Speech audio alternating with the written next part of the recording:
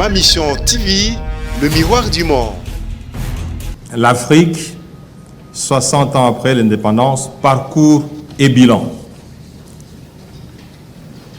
Il y a plus d'un demi-siècle, 37 colonies africaines accédaient à l'indépendance politique. Ce processus de décolonisation s'est caractérisé par la soudaineté dans leur surveillance. Bato bazalaki limité. Soni nde yango wana. Eza Sénat. Basage ya mboka nde baza wana. À l'université est baissé. Parce qu'à l'époque, vers les années 58, vers les années 60, un universitaire était capable de transformer son environnement. Un enseignant, ben Mouto a bibi à l'université, ton à l'école, a une capacité à influencer. Il était effectivement un intellectuel. Mais à l'élo, la qualité à produit fini à l'université pose problème. Matata Lobi, en 1960, il y a deux universités. Il y a l'Ovanium à Kisasa, na Elisabethville à Lubumbashi. L'élo Oyo, ce que nous avons 91 institutions supérieures. Donc, ce sont 6 instituts supérieurs. Les restes sont les universités. Mais pour quel résultat? Ce qui veut dire que l'on est toujours le baboué. Par rapport, il y a besoin, il y a besoin pour le fonctionnement. Par rapport à l'évolution technologique, par rapport à l'évolution à monde, on se rend compte que nous sommes en retard. Maman nous sommes surtout na biso. Babando linga basi ya moniteur, mibali ya moniteur batangisa bato balataka couper chaussette à pembe tina genou na captura kaki na babando ta casque colonial. Et pour ça que bato nyonso bakanisi ke po ozala mutu. Il faut osala na bureau, au vendre na kiti ozako baluka. Et ça est complexe. Tout le monde est resté fonctionnaire. Or, et nous comme ma bende qui fonctionnariat. Ba pays mingi Afrique, ba leader na bango, ba président, ba ebsaka bango, tokotumbolo 300 millions, mais koyaka jamais ba carton à dollars à 300 millions. Ba ampicilline, ba enveloppe, ba biloko ezanga tina. L'État congolais, l'État mboka mobimba, to tikaka na l'État congolais te. Musala bango zalaka ko Congo lampako. Différence ezali par rapport à gestionnaire Moussoussou. Ce qui a mis $600, tout le monde qui est ici, qui est coquin. Des différences à Moussoussou. Ce qui fait qu'il a commencé à améliorer. Tchambundé soit Kabatunyosu. Moutunyosu politicien, c'est quand ça la marche à Kendakana Tcham.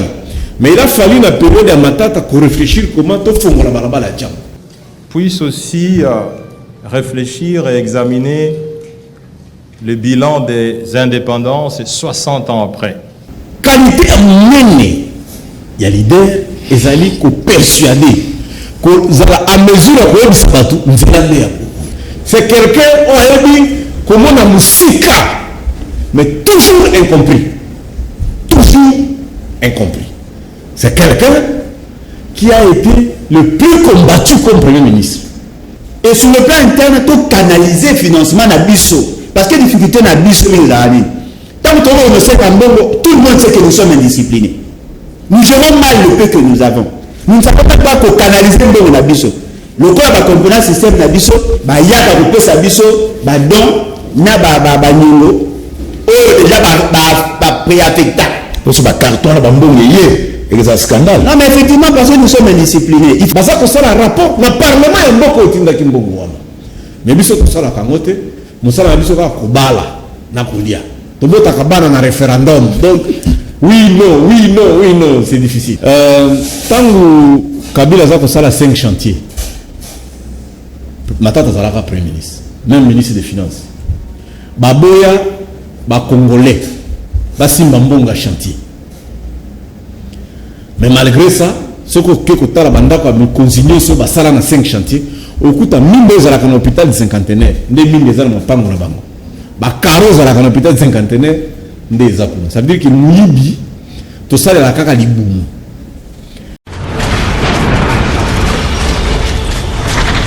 Ma Mission TV, le miroir du monde.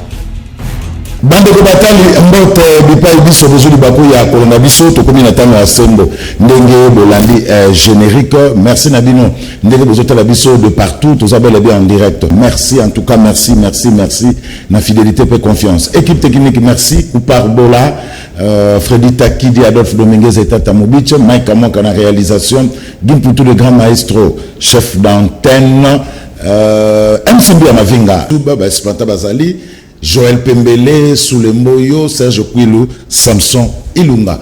Boye imalamu na sembo ya mokolo ya lelo. Mais avant tout na sembo, il faut na bêtement c'était na likamo moko. Batebele bazana besoin le kana sembo, soko zana besoin le kana sembo, benga na numéro zana se itando ike okoleka na sembo. Sembo za émission moko sans parti pris, sans tendance. Ozala ya opposition, ozala ya majorité, ozala société civile, ozala motonini yaka benga kaka na numéro zana se itando ike okoleka na sembo sans trop de problèmes. L'élu Toko Solola Matali Bongo, 60 ans après les indépendances en Afrique, parcours et bilan. Les abonnés exposés au Mwanamboka, le sénateur Augustin Matata Pono Mapon, à Salaki Bongo, na plénière Moko, na Katia Sénat, Yazabongo, sénateur, Tourmeka, Kososolana nous exposé wana na kati ya émission ya lelo pona yango tozabonga na mabenga mimi bale bandeko batali na loboko na ngai ya mobali na banzi Freddy Takidi akolakisa bino ye analyste politique ezabongo mona mboka Alain Bolojwa on pesi mbote ndeko na ngai mbote na balandi na pesi pe mbote na co-débatteur na ngai mkwale. Merci na loboko na ngai ya mwasi le Nabengenani, Barnabe Milingano, analyse politique, tout fait, tout flamme. Nzamba Pambalo Ndeko Zulu, ezali honneur munene ko salanayo, bino bozali ba leader na kati ya makambo. Tika Nzamba Pambalo. Merci. Après ça, on a pu me belé pour 2023, on a affronté l'élection avec impact na idéologie. T'es un bon matin. Non, vous êtes candidat en 2023. Comme on a attaqué mon bandal en 2018, nous avons candidat provincial national na Funa. On a bomba raté parce qu'il ne faut jamais être hypocrite. Dans le bac, on a utilisé la télévision comme état pour naïbana, il faut faire la politique active. Voilà. Ndekole Bolojwa. Afrique, 60 ans après les indépendances, parcours et bilan exposé. Yamona Mboka, Augustin Matata Pono Mapon, na plénière et assemblée nationale. Mais comment qu'est-ce qu'on a après, na ba image, avant de côté na mosino total à quelques minutes exposé à Augustin Matata Pono Mapon, 60 ans après les indépendances africaines, parcours et bilan simatozonga poto kota na katia mosino ya masolo. Puisse aussi réfléchir et examiner le bilan des indépendances 60 ans après. Et nous avons voulu intituler cette réflexion au profit des honorables sénateurs « Afrique, réveillez-vous ». C'est le grand titre. Et il y a un sous-titre « 60 ans après les indépendances, l'Afrique a besoin d'un deuxième sursaut ». Le chapitre 1 de cet exposé s'intitule « L'Afrique, 60 ans après l'indépendance, parcours et bilan ». Il y a plus d'un demi-siècle, 37 colonies africaines accédaient à l'indépendance politique. Ce processus de décolonisation s'est caractérisé par la soudaineté dans leur surveillance, mais aussi et surtout par la vigueur des rêves et des ambitions que portaient les pères fondateurs quant à l'avenir du continent africain après la colonisation. Par exemple, Patrice Emery Lumumba a cru avec force que l'Afrique écrira sa propre histoire et que celle-ci ira du nord au sud du Sahara et sera une grande histoire de gloire et de dignité. Kwame Nkrumah a, de son vivant, affirmé avec certitude que longtemps après sa mort, la flamme qu'il a allumée au Ghana et en Afrique continuera de brûler et d'être portés. Voilà, merci. Ezabongo na ezabongo na plénière moko ya Sénat parce que Augustin Matata Pono Mapon honorable Azabongo sénateur et non Assemblée nationale. Voilà. Alors ba na beninga na votre kota na muzindo ya masona bisos mikolo yo sénateur Matata azokoma mingi eza po azonga na ebonga ya premier ministre eza demande d'emploi pour ebele pe on a oki moko mona nzela balobi yepa kokozonga na epo yena ebi ko stabiliser monnaie. Est-ce que ça demande d'emploi pour ce état il écrit beaucoup. Nathalie Bililiwana eloko moko ebetinga makasi par rapport même à titre ya conférence na yoana bato bazalaki mingi soni nde yango wana eza Sénat basage ya mboka nde baza wana 60 ans ezali na bango batamboli nyonso bato lokola Léon Leta Kengo Adondo 62 ans de vie publique. Matata Mponyo a une particularité aza mutu oyo aza ko comprendre que 60 ans ici eleki. En 1960, tozalaki kaka na 14 intellectuels. En 2019, 14 millions de licenciés. Matata Lobi en 1960, tozalaki na 2 universités. Il y a Lovanium à Kisasa, na Elisabethville à Lubumbashi. Lelo Oyo, soko kepatement Louaka, nous avons 91 institutions supérieures, dont 66 instituts supérieurs. Les restes sont les universités. Mais pour quel résultat? Le Congo, le 30 juin 2060, toko fêté 100 ans. Professeur Bongeli à Lobiboye. Classe oyo toza kotanga na Congo et bandi na 58 eza ya kosala ba moniteur. Bato batangisaka na école primaire, bato basalaka pointage. Ezali classe te ya kotombola nkita ya mboka. Je m'excuse, j'allais donner na ngena pesa exemple actuel premier ministre. Muto atangisaka économie, mais il est incapable à stabiliser taux d'échange. Je me limite par là. Mais Matata za mutu o aye ko comprendre que non na mikolo eza koya. Classe économique la lisusu te bana ko vanda kana ba ban. Économie ko zala lisusu te ndenge to sala kawana ya ko tombola na mabele biloko nyoso to teki. Pona ndenge to ko kende peut-être richesse ko zala nde na mutu. Yangwana Matata bandi ko projeter ko loba boye. Poto fêter 40 60 ans, enfin 40 ans de bosso na biso. Poto ko kisa 100 ans. Il faut tomber qui ça mutu mokonzi babengaka leader ya Congo. Pourquoi? Parce que leader d'abord aza mutu. Moi aza na makoki ya kolakisa batu nzela. O aza na vision, aza komona esika tozali kokende. O aza na capacité à influencer baninga ko orienter. Mais ngala no bakaboui.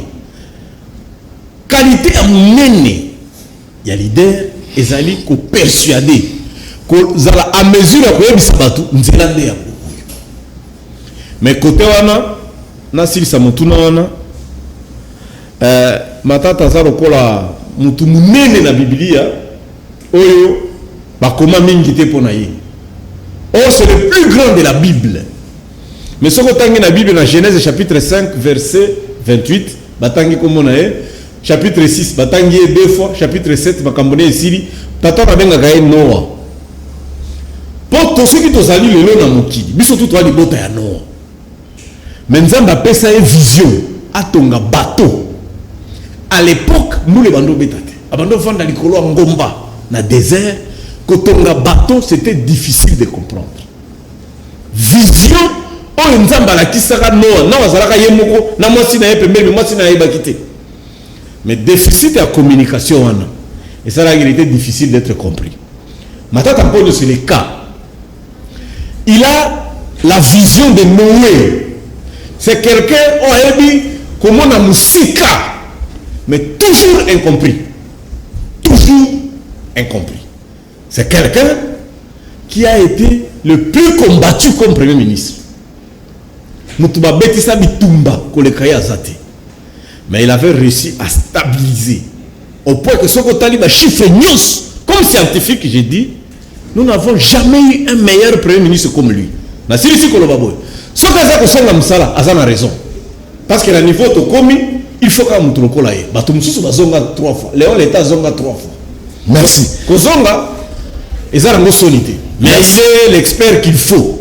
Merci Barnabé Milingano. Alors, Alain Bolo Joa, pour la nini matata abandaki eloko na ye par la République démocratique du Congo, mais il a commencé par l'Afrique. Par raison oyo ba pays mususu basengaki est-ce que kokani na République démocratique du Congo? En tout cas, merci pour la question. On a senti profondeur de la question. On a posé cette question pour pourquoi a sali corrélation entre les indépendances en Afrique et l'indépendance et RDC. C'était justement parce que l'idée il y a des colonisations n'est pas venue de nous. Et Outaki, Libanda. Moi, papa il y a indépendance et Afrique. Tant qu'on exiger indépendance, bazaki ne loko moko bandai ko caractériser bango. Souci na bango ya s'affranchir la colonisation parce que la colonisation en fait et le ngola qui moi sens humanisme et le ngola qui moi fierté moko boy et le ngola qui moi bomoto bazaki na posa effectivement ba confirmer que bazali pe batu bazali banyamate et comment on a période bandaki pratiquement Afrique mobimba babandaki déjà ko senga indépendance. Alors pour comprendre la situation à Congo et bongai ko zonga na niveau ya Afrique pour na ko yeba quels étaient les facteurs ou sinon ba raison pour lesquelles papa na biso asengaki indépendance. J'ai aimé sa manière de représenter Makambo. Parti de manière globale pour na ko spécifier ngo na RDC. Après si ba kombe be ba kwame kuma batangi ba kombo ba père nyoso. Oh, parce que l'indépendance en fait et bandaki loko ya likanisi avant comme en réalité. Alors likanisi yango loko e bandaki ko fungwa ma partie ya Afrique yango asalaki que et le bela sur l'Afrique pour na kozonga sur la RDC. Na moni importance et analyse na yé il a dit qu'on a ba effet historique parce que il a fait une projection par rapport à passé. Azui a mis des indicateurs socio-économiques au biso to lingaka. Alors à cette époque-là, il y a l'indépendance. La population voulait à vivre le mieux-être. À cette époque, nombre de la population est acquis moindre par rapport à l'élo. Mais à la qui que, au niveau de l'économie, apport déjà à l'économie, au niveau du commerce international, il a acquis estimé pratiquement à 3,31%. Les autres, combien indépendants, tu as déjà en dessin. Il y a taux où il y a participation à biso na produit intérieur brut mondial et ils allaient à 1,85%.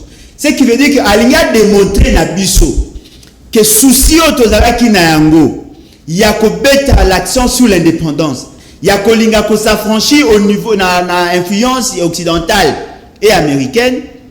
Si au niveau politique tu dois atteindre cet objectif, mais sur le plan économique, il y a des sérieux problèmes. Parce que dans cette analyse, on met en évidence, la progression démographique, nombre de la population. Parce que ce qui est nombre de la population est Bakisami, et la qui que le besoin est Bakisami. Et donc, on dit notre capacité de production. Or, à l'époque, déjà dans le niveau RDC, vers les années 58, Balobi, tu as 9000 industries. Les lots, tu as 500 industries. Voilà. Ce qui veut dire qu'il y a déjà un sérieux problème. La capacité productrice d'Abisso est baissée alors que la population est matie. Yango mona ngai ko lakisa na document na ye o ngana zui opportunité ya kotanga ya ko lakisa que c'est vrai qu'on a cherché l'indépendance mais notre difficulté doit atteindre notre objectif T. Et le quoi sangisi yangwana. Nangina boga moi muké par rapport à au posaki monsieur Barnabé. Je crois que le problème ne peut pas être posé, bien que j'apprécie la pertinence de la question, ne peut pas être posé par rapport à l'analyse. Donc, au moni, bateau ba kota na ba institution. Ce qui va aider la génération future. Il faut pas analyser, il faut pas réfléchir. Pour que permettre biso aux aller en donner à l'institution, leur vision, leur manière de voir les choses. Et là, ils allaient vrai. Nalandi, intervention na na TV. Nalandi moi ba synthèse, il y a document na yo ya sali, a mis paradigme ya sika. Le lenge ya sika ya komema gouvernance, le lenge ya sika ya ça la projection. Et voilà pourquoi moi personnellement, na hésité à quitter koya na invitation na yo. Voilà, allez Bolojo, Nazaka Kanayo, on lobby vers les années 58, donc 58, 59, 60, vers l'année indépendance, Tozala qui n'a 9000 industries. Les lots communes en 500. Bon, et l'autre konini, bisso, to memi, en Occident, pour te prouver réellement que Toza indépendant. Ah, voilà la grande question. Pourtant, on a dit que indépendance. Et d'ailleurs, pour tout s'affirmer, tout se confirmer en tant que peuple souverain. Et l'indépendance ne se lit pas seulement dans l'aspect politique. Il faut pas se lire dans l'aspect socio-économique. Et bon, on me poser question. Avant Mundela Kende, on avait combien de kilomètres de route? Avant Mundela Kende, on avait combien d'écoles? Par rapport à l'université. Combien d'hôpitaux? Combien d'hôpitaux? Combien d'écoles? Combien d'universités? Combien de kilomètres de route? Combien d'industries? Parce qu'il y a un modèle indicateur, il y a bon sommi, il y a indépendance nabiso. Fort malheureusement, on peut remarquer, ce qui va nombre à l'université, Mati Ndenge Kuluta Lobby, mais la qualité à l'université, qualité à produits finis, ou qualité à ce qu'on appelle les inputs à l'université est baissée. Parce qu'à l'époque, vers les années 58, vers les années 60, un universitaire était capable de transformer son environnement. Un enseignant, ben mouto abimi à l'université, ton à l'école, a la capacité à influencer. Il était effectivement un intellectuel. Mais à l'élo, la qualité à produit fini à l'université pose problème. Le problème suspect par rapport à produit intérieur brut. Ce qu'on a dit en 1960, ils ont pratiquement à 1038 dollars autres qu'on produit en termes il y a PIB. Il faut malheureusement est baissé. La capacité à production par individu, c'est-à-dire PIB par habitant, est quittée sensiblement. Alors que il y a une variable au-delà de ce que nous avons, c'est-à-dire le poids démographique. Ce qui veut dire que l'on est au baboué. Par rapport, il y a besoin n'abisso pour le fonctionnement. Par rapport à l'évolution technologique, par rapport à l'évolution à monde, on se rend compte que nous sommes en retard. Nous sommes en retard par rapport à l'indépendance. Or, nous avions des atouts. Et donc, comme on a ce pays, il y a un paradigme à l'obédine. À l'obé que, et donc, on a bloqué Bisso et le fait que les Congolais pensent que ce qui doit se développer, c'est parce que l'Occident ne le veut pas. Et puis, pour que tu il faut te compter Libanda. Ce qui veut dire que là, on n'est plus dans l'indépendance. C'est-à-dire que nous avons voulu l'indépendance. Mais en même temps, tu dois la coloniser. Il faut maintenant tomber un paradigme à Sika. C'est-à-dire que tu es capable, il y a que jouer sur les atouts internes. C'est-à-dire qu'on doit apporter une nouvelle discipline de gestion au niveau interne. Notre capacité à... Donc il faut éviter aux Alamandia. Effectivement. Toujours la mettre en ligne. Effectivement. Il faut que d'abord qu'on ça. Parce que à ceux qui te causent un bon à l'Ibanda, tu es capable de résoudre le problème. À ça, les références, n'a pas projet surtout financé. Kobanda 1960 jusqu'à nos jours, par le Fonds monétaire international, la Banque mondiale. Pourquoi on ne se développe pas? C'est justement parce que la qualité, il y a cerveau. La capacité n'a pas à commémorer une nouvelle vision. Il y a capacité n'a pas à discipliner, insister sur le méthode de gestion sur le plan interne pose problème. Attaque qui va injecter un bon lélo. Si on ne change pas notre mentalité, ça sera difficile. Voilà pourquoi moi personnellement je considère que l'analyse est d'aller profonde. J'encourage aussi nos autres aînés à publier dans mon équipe. Non, va publier. Ata ba Rolanda ete va publier. Na mona yekulu tunanga dali na comment na livre moko papa Kengo a commis. En tout cas, c'est ça en fait. Il faut encourager la jeunesse, pousser la jeunesse à lire bateau batanga pour donner des orientations. Merci. Allez, Bolocho. Alors, Barnabé Milingano, 37 colonies, qui presque indépendance dans la même période. Ce qui est au Bossanité. Sur le plan socio-économique, est-ce que RDC est dans la même situation que le pays Moussous? Non. La période d'indépendance, RDC est dans la Makasi. Mais dans la période de Tangoana, Matata Lobi Boye, à Lobi, en 1960, nous avons 250 millions en Afrique. 60 ans après, nous avons commis presque 2 milliards. Mais malgré ça, quand il y a RDC par exemple, nous avons connu sur 60 ans plus de 22 ans de guerre. Angola, qui a moins de temps d'indépendance, le Kola Bissou, 27 ans de guerre. Rwanda, ici là qui a mon qui génocide. Bamboka est belé soko tali bango, bazana makama na bango. Na 1960, Matata Lobi, ba hôpital na biso, zekana mbeto 14. Il a révélé beaucoup de choses. Mais autour na ki Lobi pona nini a tali Afrique mobimba. Batwana bazalaki na bwanya moko, bazalaki na vision. D'ailleurs soko landi discours ya Lumumba. Lumumba Lobi bo pesa biso lipanda bo komona ndenge biso batu mwindu tokosala. Bazalaki na ilikia ete niveau tokomi awa tokosala. Congo, chaque 20 ans, de doublage, nombre de la population. Nous sommes 100 millions aujourd'hui. Et nous sommes en 2040, nous sommes à 200 millions. Bon, attends, nous sommes à 80 millions. Et nous sommes en 2040, nous sommes à 160 millions. En 2060, tant que nous sommes à 100 ans, nous sommes à 400 millions de Congolais. Yangonde sali matata amituna alobi boye. Est-ce que tokotika la kaka na développement oyo na leadership na gouvernance ya kolia bafuti ole toteki ole ou soit tokosala ke tobongisa matata alobi boye biso ba congolais tosomba kabiloko nyonso c'est-à-dire ba 20 jours moko na président Kabila ba bandi ko discuter.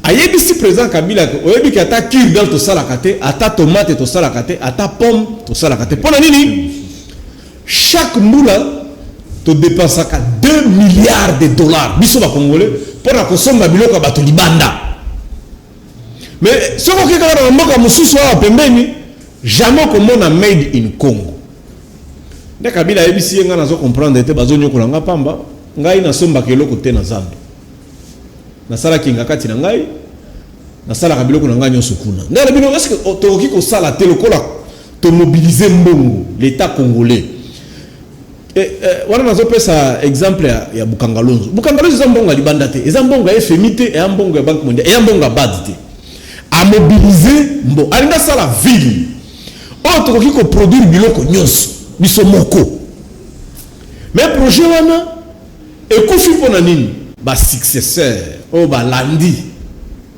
bazalaki na vision wana te na lingi na zongera makambo leadership éclairé leader azali éclairé azali na miso lokola torche lokola 100 mètres a mutuka esalaka na mutuka batiaka 50 mètres batiaka 100 mètres matata azali catégorie en politicien bazana ma miso eza kotala au-delà ya 100 mètres elingi koloba boy azali muto a comprendre que kala mingi te tokobunda pona mai kala mingi te tokobunda pona biloko ebele biso ba congolais par exemple na Kinshasa lelo awa tozali 15 millions tana ndenge Gentini aza ko continuer ko sala bazando ya ba kobetaka mabaya tire 15 millions dans 40 ans seulement mikolo leka kambango Kisasa awa tokokoma 60 millions donc presque population nyonso ya Congo tokovanda awa na Kisasa balabala ya ndenge nini hôpital ya ndenge nini kelasi ya ndenge nini yango na babenga kango ye moko alobi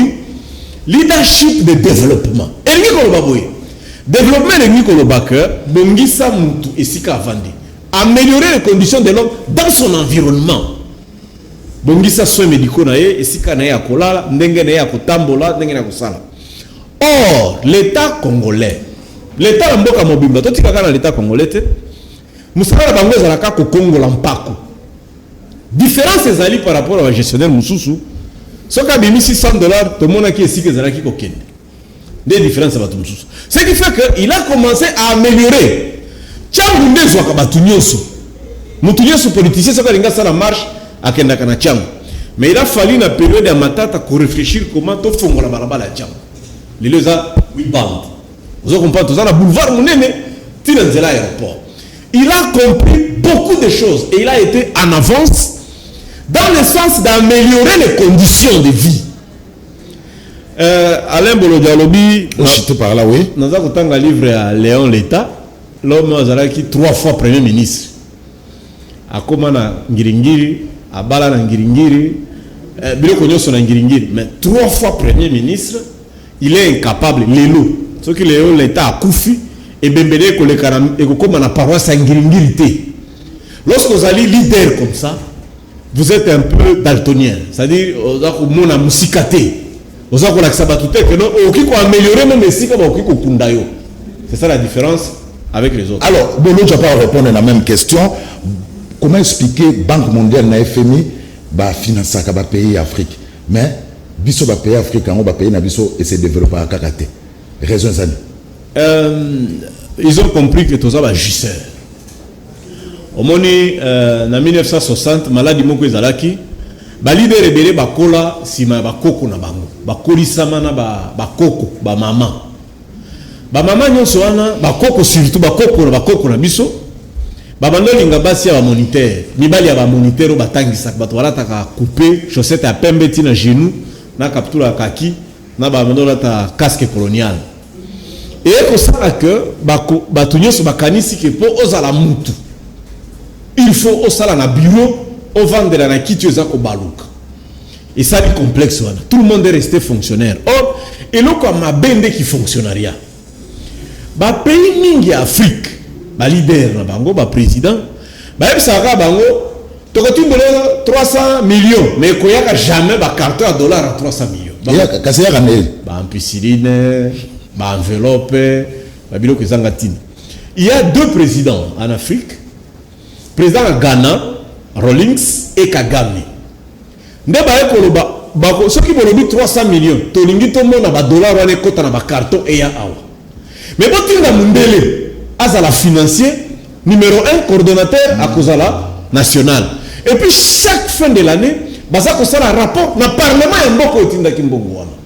Mais biso to sala kangote musala biso ka kobala na kolia.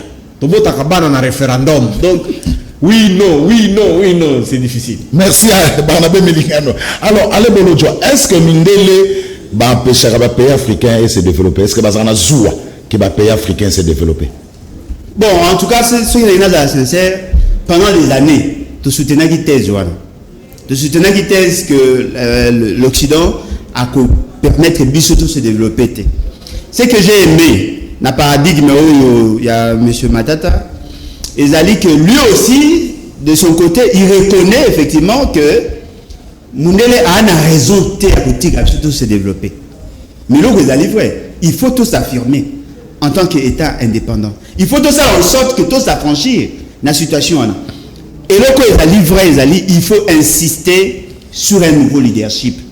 Au moment où le leadership, c'est seulement remplacer X par Y. Non. C'est l'alternative. Le lingue est sika à gérer. Parce que maintenant, on va y avoir un secteur.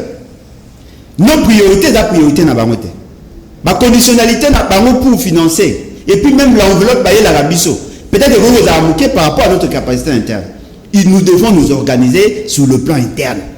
Il faut tous imposer des disciplines. Parce que les difficultés, nous-mêmes, nous avons la possibilité de mobiliser des moyens. Pourquoi nous ne les faisons pas bien? C'est justement parce qu'il y a un problème de vision. Parce que si vous avez une vision et une clarté, vous avez une capacité à anticiper. Parce qu'aujourd'hui, la gestion,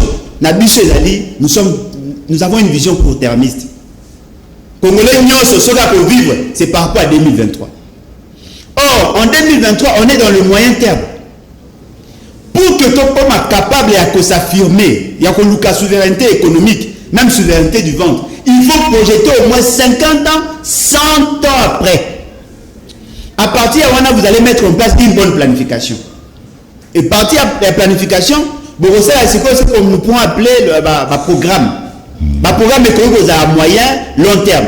Mais vous savez, le programme est chaque 5 ans. À ta président, on va payer un assiment. Ce qu'il y a, à côté déjà, il y a une ligne. Il y a une projection. Or, pour Misali, il y a 50 ans. Tant qu'il y a jouer caca sur le politique. Tant qu'on a un financement, il dit déjà que nous avons 152 000 km de route. Sur les 152 000 km de route, on avait à peine 1000 km pendant la colonisation. L'autre commune a 3018 ou 3180 km. C'est-à-dire que tout le monde a posé ça pour atteindre l'objectif. Donnez-nous le financement. Et sur le plan interne, tout canaliser le financement à Bisso. Parce que la difficulté à Bisso, tant que tout le monde sait que nous sommes indisciplinés. Nous gérons mal le peu que nous avons. Nous ne savons pas qu'on canalise le peu à Bisso. Le corps va composer un système à Bisso, il y a un peu de Bisso, donc, déjà, préaffectable. Parce que carton là, et c'est un scandale. Non, mais effectivement, parce que nous sommes indisciplinés, il faut maintenant avoir une vision claire. Parce que généralement, tu remarques, même dans le projet, nous sommes dans le projet. Nous sommes si qu'on a pouvoir, au lieu de continuer dans le projet, il y a un bandit. Alors qu'il y a ceux qui ont réussi par localiser à initiative. Ce qui veut dire qu'il y a un éternel recommencement. Et la communauté internationale, ou plus précisément le bailleur de fonds, le cas va comprendre la faiblesse Nabiso, nous avons des difficultés. Nous avons une forte capacité mobilisatrice, mais malheureusement, tu allais orienter dans le bien. C'est-à-dire que lorsque tu n'es pas à Mundele, tu as un niveau à l'institution à Bretton Woods, il faut avoir un plan de développement. À partir d'un plan de développement, nous devons permettre que nous soyons orientés à l'action. Nous ne pouvons jamais s'affranchir sur le plan économique. Parce que on a moins cher. Nous sommes un marché. Alors, le quoi est la compétition, nous pouvons nous affranchir. La Chine avait la même situation que nous. Mais les lots. À l'époque, la Chine a comme une grande puissance économique. Et financière. Financière. Elle est capable d'influencer les politiques internationales. Bisous de la qui n'a pas tout. Pourquoi vous imaginez 9000 industries. Tobomi et comme 500. L'immédiat de la zone industrielle Nabiso. Et comme il doctorat, place ça va prière. Ce qui veut dire que nous avons un sérieux problème de projection. Et moi, je crois que ce que nous devons faire, et la lutte se ressaisir. Il faut une nouvelle manière de gouverner. Arrêtons de faire le politique à très court terme. Arrêtons de faire le politique à moyen terme. Faisons des projections. À partir de là, vous avez ça au sérieux. Alors, nous avons besoin pour le développement du continent africain. Na Bakissa, na Kisasa, nous avons 33 supermarchés. Ah, vous comptez moi? Ah oui, mais nous sommes des analystes, nous devons faire des recherches. Comptez les supermarchés congolais, exact. Tant que Kabila a 5 chantiers, Matata Zalaka Premier ministre, même ministre des Finances. Baboya, Congolais, Simba Mbonga chantier. Mais malgré ça, ce que tu as continué sur 5 chantiers, au coût de 1200 à l'hôpital de cinquantenaire, 2000 ans, pas mon bango. Carreaux à l'hôpital de cinquantenaire, ça veut dire que Mouibi, tout ça, la caca liboum. Maintenant, tu as compris que la faculté au total dans la classe, la sociologie, l'économie, la faculté dans le et ça, c'est une antinate. Parce que machine, ce qu'on appelle l'intelligence artificielle, et qu'il y a un bon mabilo qu'on y a. En 1945, Paris avait 200 000 vendeurs d'eau. Au moment où petit bateau au pire, bazala à peine à Paris. En 1945, les lots bakote kama il sous-souté. Bon, j'ai boye. Ce qu'on a leader, il faut pas au monde na songa zolo 2023. Ngana lobby, Matata est le seul leader, peut-être il nangai, optimiste pour comprendre qu'il faut qu'on prépare 2060. La preuve, il crée une université avec Mboka, c'est-à-dire dans le village Kindu pratiquement, ce n'est même pas dans le centre-ville à Kindu. Mais la faculté mini est à la université. Génie informatique. Informatique mécanique. Donc vous trouvez que même la faculté n'est pas polytechnique. étudiant nyonso soko okomi na Mapon University, il faut ça là une année aux Olanda cours uniquement en mathématiques. Et puis toutes les facultés sont basées sur la polytechnique. Et à comprendre que la polytechnicien va prolongation à l'oboko nzambe. L'ingénieur ne va tonga kamboka. Pourtant nzambe tonga kamboka mokili atiaka barabara te. Mais abisaka ka Noah, abisaka Adam, ce qu'on veut négocier saf ya Congo central, ça va moko nzela. Alors, lorsque le monde, il faut ngonga ko rappeler yango mboa. Tango muto kutana na mboa. Muto bandi kokoma riche. C'est le chien qui a poussé l'homme kokoma riche parce que bandi ko batela ba produits agricoles na ko sala chasse. Tango mutu aye ko sala moto. Muto bandi ko beta ba arme, muto bandi ko sala ma bende, le monde s'est développé. Mais le monde n'a jamais connu un bon développement. Le cola tant que ça la électricité. Voilà encore. Tant que Mobutu a ça la inga. Ma finga kae awa. Oh éléphant blanc. Oh les lots 60 ans après. Mi kozio so ba komo mata ko kita même fachi akomo luka mbongo ya inga. Tant que matata a ça la bukangalonzo. Oh éléphant blanc. Oh elo koza kunate abebis. Or selon le plan, il fallait que ça la oui bukangalonzo na Congo Mobimba. Avec l'avènement de l'internet,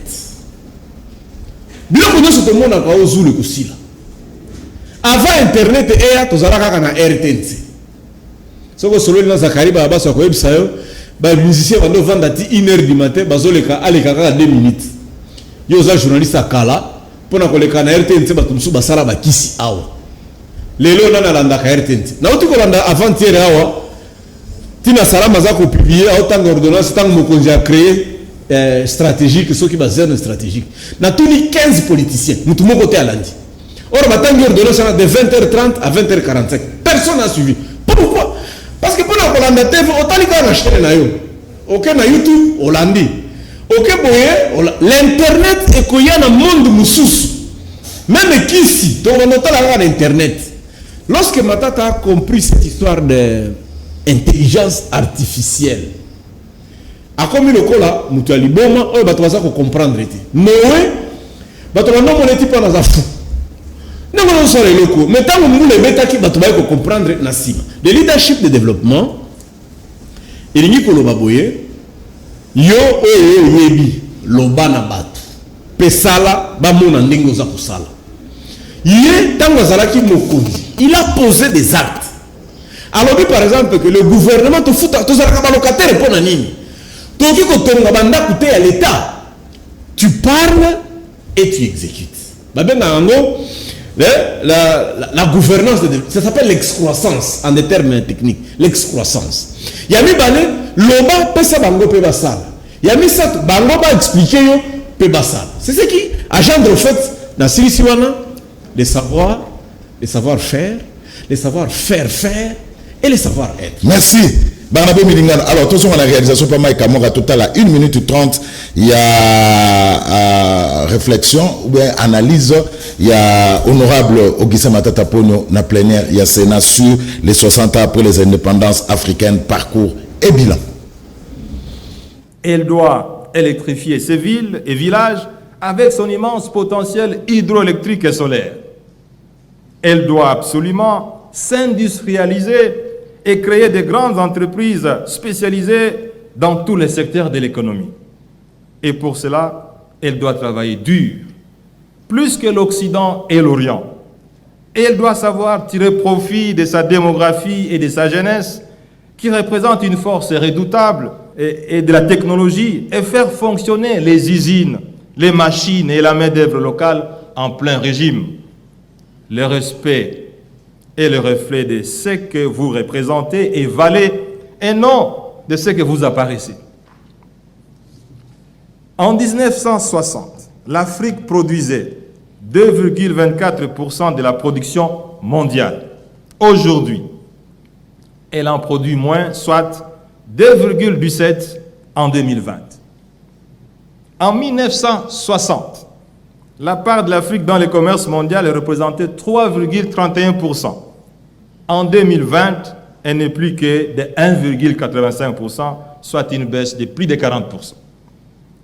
Réveillez-vous, Africains, et réfléchissez sur les injures qui vous sont proférées parfois par des présidents, politiciens, analystes ou scientifiques d'autres continents qui disent ouvertement que vous êtes un peuple sans histoire, ce qui est faux évidemment, mais et que vous ne valez rien.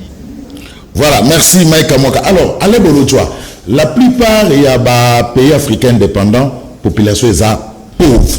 Est-ce que l'objectif est atteint sur le plan politique et socio-économique?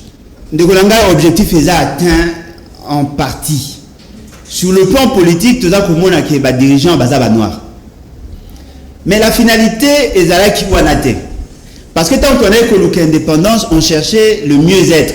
Tout ça qui n'a pas ça, nous tenions surtout à profiter de l'Amboka. Parce que comme on a que l'Afrique est allée parmi les continents, ils allaient un fort potentiel. Et fort malheureusement, tout ça qu'on résout dans notre. Même on l'a mis dans l'interview, dans l'analyse dans son discours, a insisté sur la capacité à production. La capacité à production, c'est vrai, est baissée ma capacité, mais la difficulté maintenant est d'aller éponger par la croissance démographique. Ce qui totalement bien-être en matière à RDC. La capacité à production à RDC est baissée. La capacité en termes, il y a une unité de production est baissée. Mais l'avantage n'a peut-être le coût, il y a prix. Et le coût, il y a produit sur au niveau international. Et Mati, parce que le lot n'a PIB, est estimé pratiquement à 50 milliards de dollars. Cela n'est pas suffisant. Parce que ce qui est moyenne, moco mathématique, vous se rendez compte que c'est comme si tous les Congolais vivent dans l'inégalité. L'approche économique est là que bimisa penza la réalité sur le terrain. La population est pauvre. La population est pauvre. Ok, dans d'autres provinces, au Congo, il y a un problème de route. Il en a fait mention dans le document. A démontré qu'il y a un sérieux problème en termes de route parce que nos routes sont allées en bon état. Même les routes qui ont terre, il y a d'autres routes et bunga. Autant en termes d'accès à soins de santé, il se pose un sérieux problème. La qualité de la santé, aussi problème de l'éducation. Et là qu'on posait problème. C'est que nous devons nous poser la question. 60 ans après, et là on est tout ça.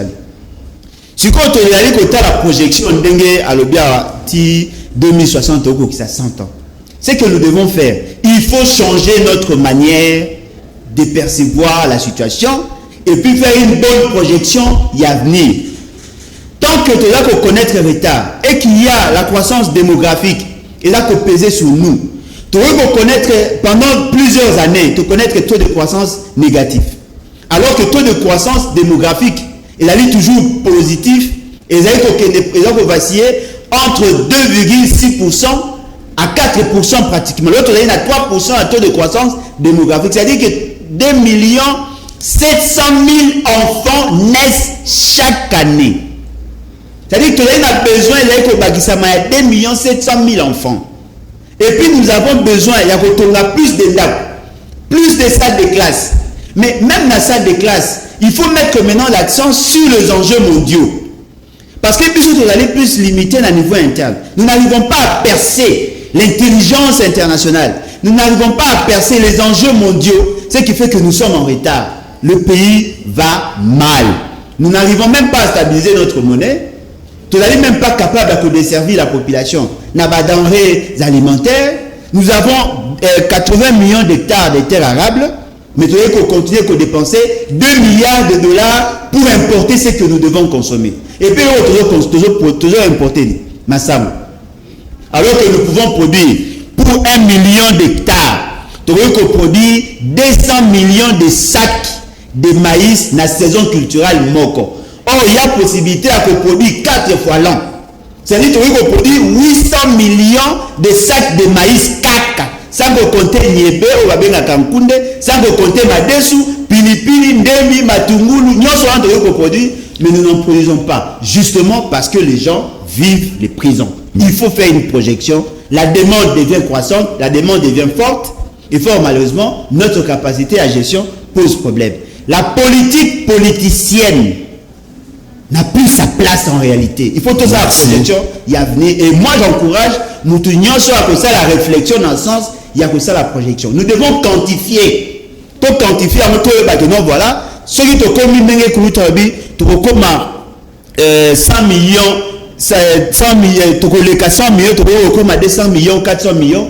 Il faut déjà tenir par notre capacité à production pour que tu éponges le besoin en termes d'aliments. Merci à l'Eboloja. Vraiment, tu as Souka, tu as Barnabé Milingano. Sur le plan politique, quelle innovation au sénateur Augustin Matata Pona Koki ko mema na analyse na ye o que ça la que to atteindre émergence. Mabengango leadership potentiel. Matata avait compris qu'il faut tonga batu. Quand il était au pouvoir, à fabriquer bilingue.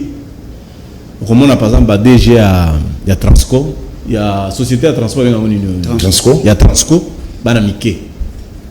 Il y a la goule,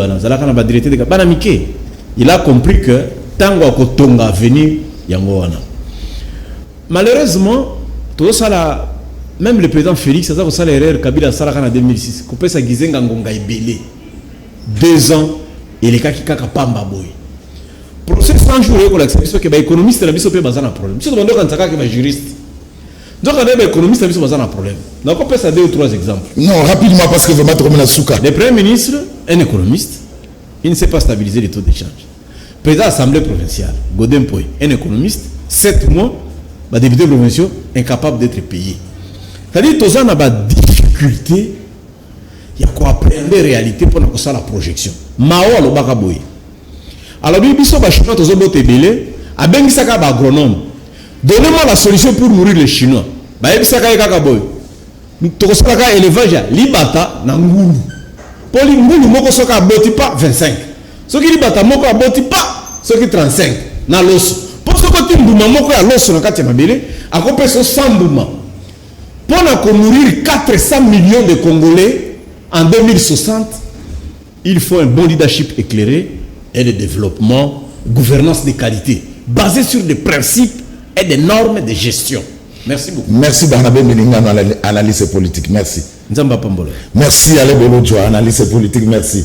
Merci beaucoup. Nabandi, émission Aboye, to ko ça les photos continuer à regarder. Minute za aga, minute za